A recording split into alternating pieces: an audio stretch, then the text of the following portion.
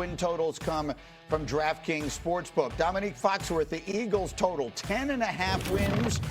You go over under that. I gotta go under. 11 is a lot of wins, so I think they'll be close to it. They'll be around 9 or 10 wins. I think that's going to take some adjusting, assuming they move on from A.J. Brown. This defense is still incredibly talented. They're going to be a very good team, but 11 is such a big number to predict. I feel a lot more comfortable suggesting around 9 or 10 wins for this group. Shefty, let me... 9 or 10 wins around this group. Expectation is still a couple weeks from now, the A.J. Brown thing gets done. Nothing has changed, Greeny. It is still tracking for a post-June 1st trade to New England. We'll see if the two sides can finalize compensation that would send A.J. Brown to New England. That's what I expect in the end, and I expect that trade to include a first-round pick in 2028. Okay, 28. So not the 27 draft that everyone is dying to be in. D-Wood, let's talk about... Yeah, that is weird. A lot to unpack there. If it's a 2028 pick, then you have to imagine then a big player is also added in to make it make sense a little bit, but I don't know. Like I don't even want to try to spend too much time trying to predict if it's 2027, 2021, 2028, who's part of it, who's not. Like 'cause we're going to find out actually in a couple weeks, I guess. So, it's like what's the point of trying to predict exactly what it is? But the Eagles will win less than 10.5 games. I think pretty much all the top teams are like their over-unders 10.5 I think is what it is. It might be changing, but the last time I had looked at it, it was 10 in January 2nd. And so, I think this is where it's kind of like a weird situation because when you're 9.5 it's like easy to say more. Right? When you're 10 in January 2nd or 11 in January 2nd, right? It's just like if you say the under, it sounds like you're saying that you don't believe in this team. Right? That this team is not good enough, etc., etc. I mean, which obviously I believe that the Eagles will be great, and if this defense still continues to be great, I think this offense is clearly going to be even better than it was last year. I think it's I don't think it's even remotely on the table that this offense is not significantly better than what it was last year. Significantly better. Let me say that one more time. Significantly better than it was last year. But I'm going to give myself a tiny lit plea out unless the O-line continues to be awful. But I'm anticipating everything to be significantly better. So I'm clearly optimistic. I mean, saying that this offense is it's going to take time to adjust because of A.J. Brown, that makes no sense to me whatsoever. That makes no sense to me whatsoever. But there is something that is interesting. But listen to what Greg Cosell talks about when discussing a new system. Better.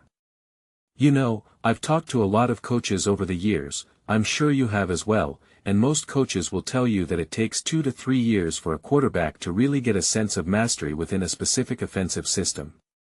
And we know that Ben Johnson's system has a lot of detail, a lot of complexity, a lot of nuance, and that's going to take some time. There's no question this guy is a really yeah. This is Greg Cosell talking to, you know, other coaches and whatnot. And I find that interesting. For many reasons. 1, it takes years, and Jalen Hurts has never had years with the same system, with the same coordinator. So, that alone is huge. And 2, he now has another new system, and so that, in order for it to be officially maximized and optimized, that can take a couple years. So, makes it all the more remarkable what Jalen Hurts has been able to do with the revolving door of coordinators. And I don't think that this system from Shane Steichen is going to be super simple and super straightforward. So, you know, it is going to be a little bit more complex. It is going to push Jalen Hurts to operate in a way that he hasn't done before. So, can there be growing pains? For sure. For sure. And that's why the O-line is probably more important this year than it ever has. And again, I'm not saying that it has to be this dominant force, but as long as it's not a liability for them, and they can really kind of go through some of these growing pains and go through some of the, some of this process, being able to still get good enough protection, not having to kind of navigate around that, being able at the very least able to have like a consistent positive run game, right? Like the rest will be Shane Steichen's optimizing and Jalen Hurts, etc. But just being able to have a more reliable, positive run game and not the consistent hey, we're going to hand the ball off and go nowhere, and actually we're going to go backwards and constantly set up like 2nd and 10, 3rd and 9. Then that kind of compounds the issue, but I think as long as the old line isn't a liability and then you can consistently just have like some positive momentum in the running game. It doesn't have to be explosive. It doesn't have to be like, this all or nothing thing. Just not what it was last year than any of the growing pain issues that a new coach quarterback duo in a new system is going to have. Very confident in Eagles being able to find their way through it, especially Jalen Hurts because this is what Jalen Hurts has done for his entire career. It's like if anything it's just the one superpower that he has is being able to consistently work with a new coach, a new play caller, a new voice in his helmet year after year after year after year. Him and Sean Mannion have reportedly multiple outlets have reported that they have hit it off. That they are loving life together. But again, we're yet to really hear any other reporting on that. There's no big massive conversation about that now, but of course we know there was plenty of conversation in the other direction. So, I think right now, and this is why I don't care too much about the whole over-under type aspect of this all. I just think all these top teams right now, like everybody's going to be floating around like 11 or 12 wins.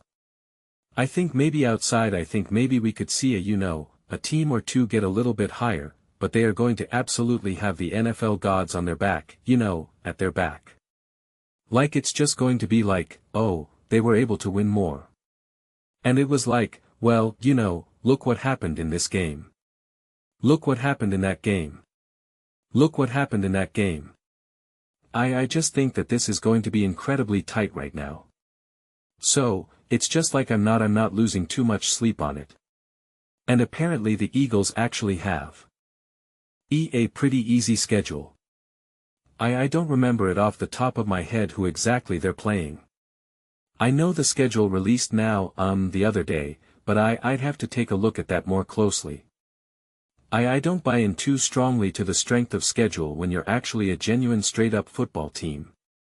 I think if you're kind of like an average football team, then you have a weaker schedule, it can help you make you look a little bit better. But yeah, I am just my whole thing is are you great or you not, right?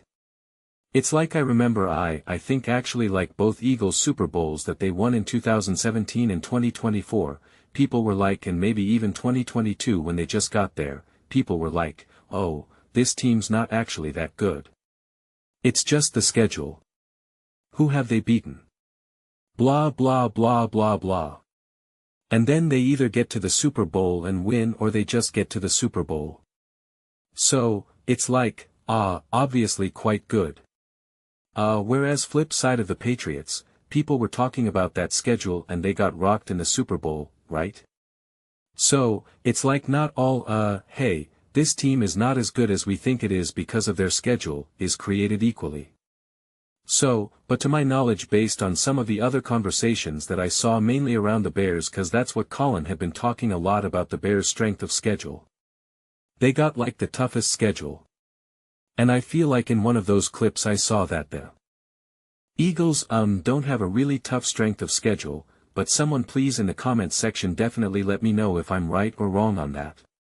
And I'm sure maybe a little bit more over the weekend or next week as now that the schedule has officially been released, we're going to and I'll make those videos too, but I'm sure we'll see a lot of segments coming up where it's just like, is this a little tough schedule for and insert whatever team like oh that's a tough 4 weeks 4 through 8 and so I'll make those videos I'll go through that more deeply but as the time of me recording this video right now like I haven't seen any of them yet and so once that stuff comes out we can start to look at it a lot more deeply.